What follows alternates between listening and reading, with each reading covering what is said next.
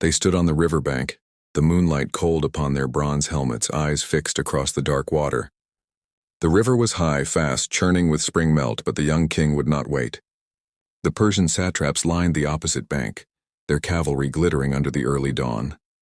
They believed the river would protect them, that the current would break any charge before it could form, that their arrows would drown the hope of the young Macedonian before he could set foot upon their soil. But he did not wait. With a cry, he spurred his horse into the rushing water, the hooves splashing, the shields raised, spears lifted against the sky. The cavalry followed, each man carrying not just his courage but the weight of their kingdom's hope on his shoulders. Arrows fell like rain, slicing the water, piercing shields, striking men who fell into the river and vanished.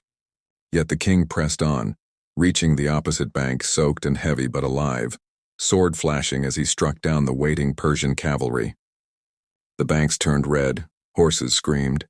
Men fell under spear and blade, and the young king, reckless and burning with ambition, led his men into the heart of the Persian lines. They shattered.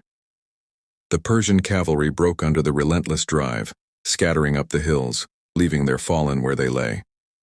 The infantry, hastily formed, tried to hold, but the Macedonian phalanx crossed the river next, driving their sarissas forward like a wall of iron.